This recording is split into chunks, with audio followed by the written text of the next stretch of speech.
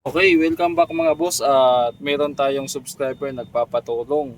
So tamang-tama naman yung request niya ay pwede bang magkabit ng dividing network sa D100. So nagawa na natin ng video dati 3-way, ito 2-way naman. So ito ay 2-way na dividing network. Meron siyang para sa high at saka sa low o sa bass o sa bass o sa treble. Yan. Ito yung input niya. Madali lang naman gawin to pero hindi mo na. So dividing network, meron to sa online, order na lang kayo. So lagay natin yung link at saka tag dyan sa video. Gagamitin natin ay Twitter na DUN25. Nasa link din yung video nito at saka yung gusto nyong umorder, meron ito sa Shopee. Ayan. Tapos meron tayong wire para sa speaker. Tapos ito yung ating bagong-bago na Boska D100. So may kasama na siyang wire, may plug, saka may remote. So itong remote hindi na muna natin gagamitin. Tatabihin na muna natin dyan. So baba natin yung camera para makita nyo kung ano yung sitwasyon. So gagawin natin dito ay ito buo naman. Titisting lang natin syempre. Ito ay ba't nakasuksok to dito? Para sa 5 volts na supply. Ayan, naka-regulated na siya. Ito yung sa antenna. Yan. So dito may dalawa siyang output. Kung mababasa nyo, yung output niya ay TSP. Ibig sabihin yan, tweeter speaker. Yan yung sa tweeter niya, yung para sa high. Meron niyang capacitor. Kung titingnan nyo yung linya, ito yung capacitor niya. So ang capacitor na gamit niya ay 3.3 microfarad, 100 volts. Ayan o, 100 volts, 3.3 microfarad. Ito yung capacitor para sa tweeter. So ngayon, itong sa tweeter, hindi na rin natin gagamitin yan. Kung hindi kayo gagamit ng dividing network, dito kayo mag-connect ng tweeter.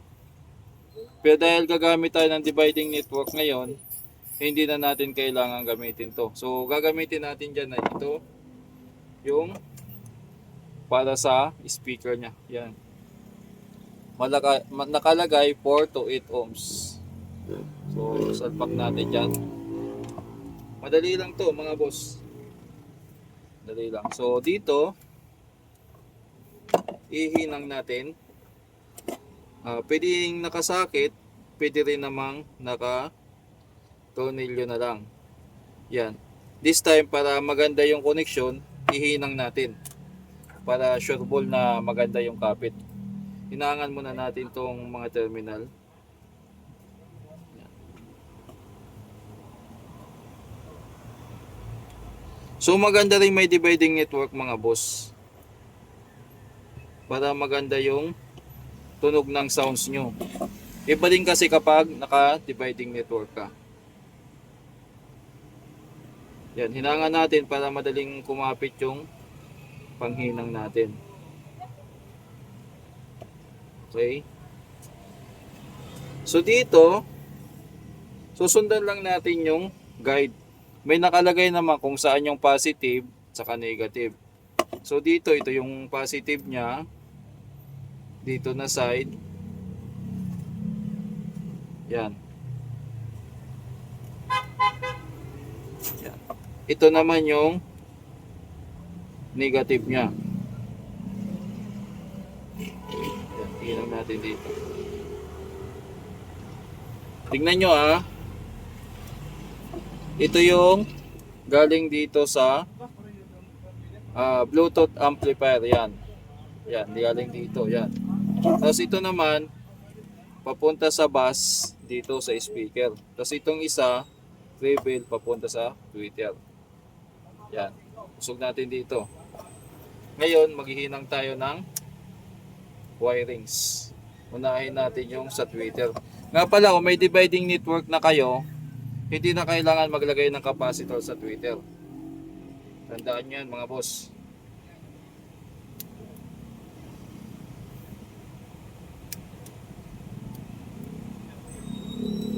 Yan.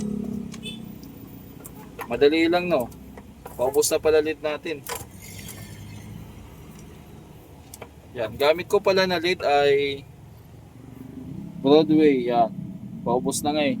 Meron pa tayong stock dyan na 4 yung gamit natin. Sa mga gustong umorder, meron din naman yan sa Shopee. Lagay natin dyan sa ano. Ayan, hinang tayo.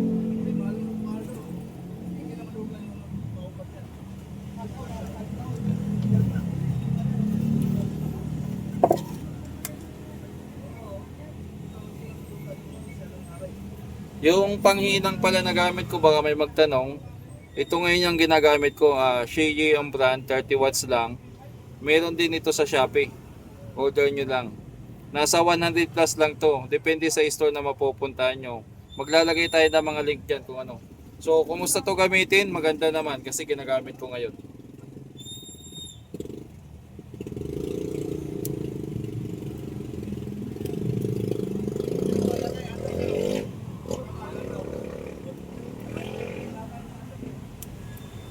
Ito namang gamit kong cutter ay meron din yan mabibili sa Shopee. So ito nabili ko sa Mr. DIY. Nasa 100 plus din to pero mayroong mura nito sa online. Wala pang 100. So ilagay din natin dyan sa ano, sa link.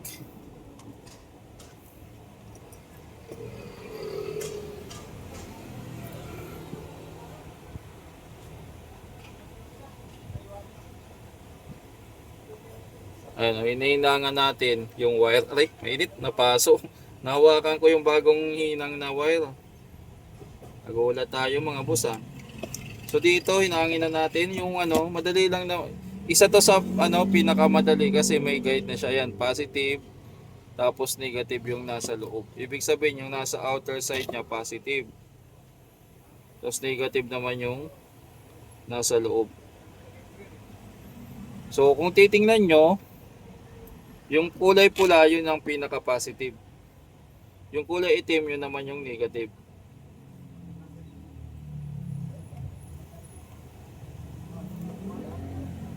Ayan. Okay? Yan yung wire natin. So, ito ay para sa tweeter. Hinangin natin yung tweeter. May sign din yan. Positive, positive din. Negative, yung walang sign. Ito, negative to.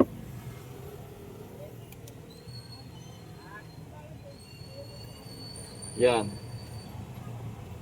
Tapos dito. Ay.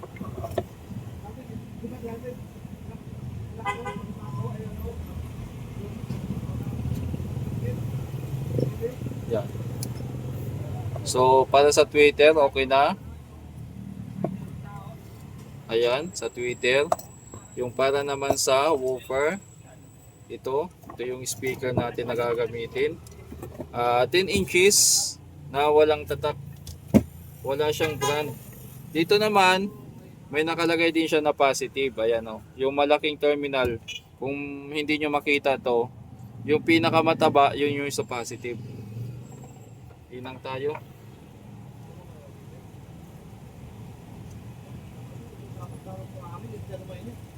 Okay. Ayan. So, lagay na natin siya sa tabi. Ayan. Twitter dyan sa gilid.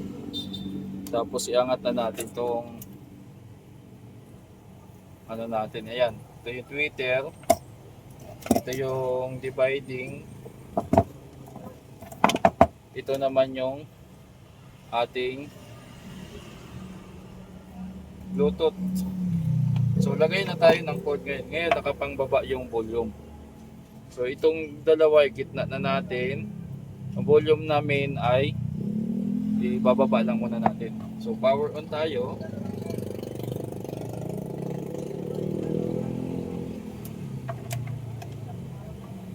Yan. Ito yung pinaka power cord. Ito namang ano, mapapansin nyo dalawa yung switch dito para sa ilaw tong maliit. Ito yung pinaka main para sa power. So power ko na muna. On natin, volume natin. Yan. Pa-power ba yun? The Bluetooth device is ready to pair. Yung mga nagtatanong dyan kung paano tanggalin yan, the Bluetooth device is ready to. Hindi ko rin alam mga boss eh. Program ata, kailangan siguro tanggalin dun sa program niya. Hindi ko alam. Ngayon, i-prepare natin yan dito sa cellphone natin isa. Search natin. Yan. Uy, naglolo ko na tong cellphone ko. Sa kapalubat na rin.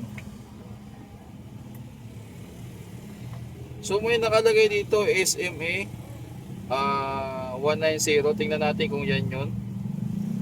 The Bluetooth device is connected successfully. Yan yung niya, SMA. So punta tayo sa music. Music.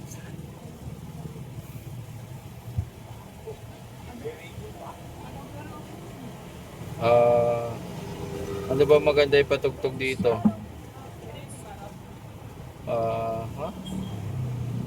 Yan, itong lang. Yan.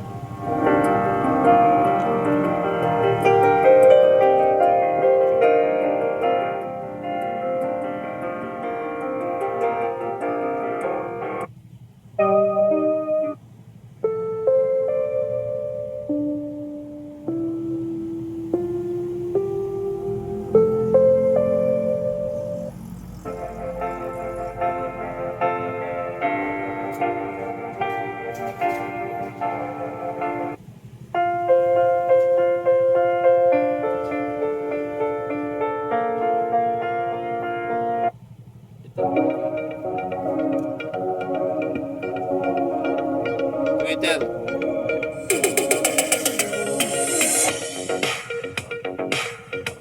Okay.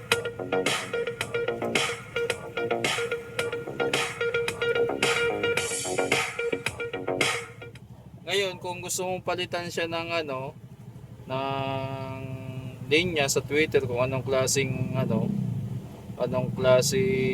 tawag dito,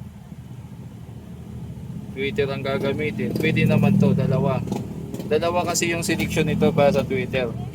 Sa ngayon, ang ginagamit natin ay itong 100 volts 1.5 microfarad ang nakalagay dito, tapos yung isa 3.3. So tingnan natin kung anong epekto.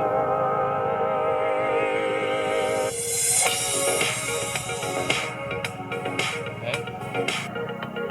Yan.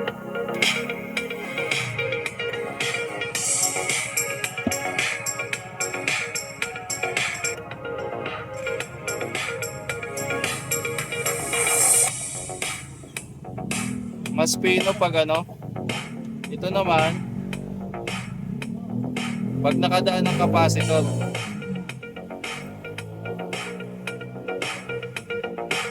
Dito naman sa kabila.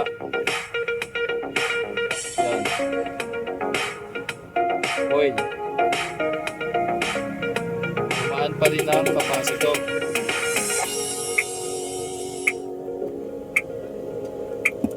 Okay na.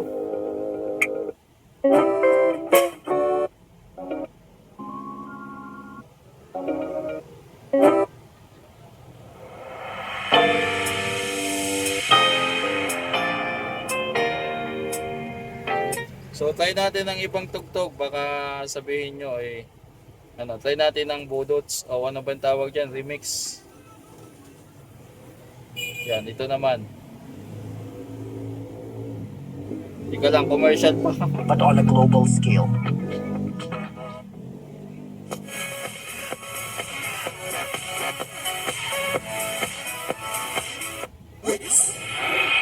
Novinha safadinha, você vai ficar torta. Aqui na Vila Ruth você entra na piroca. Eu sou menor do engenho, novinha safadinha.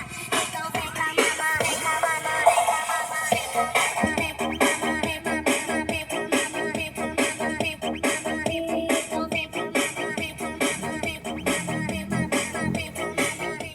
So ayos na ayos mga boss. Yan yung setup natin. Ngayon, pag may kaha na yan, mas maganda yung bayo niyan. So ganun lang ang pagkabit ng dividing network dito sa pag naka 2-way ka. Pag 3-way, pwede rin naman. Kahit anong dividing network mga boss, kahit hindi naman ganito, kahit anong dividing network yung mabili nyo, pwedeng ikabit dito sa D100. Tama ba? D100 to, tama. D100W na Boska. So pwede dividing network tapos Boska.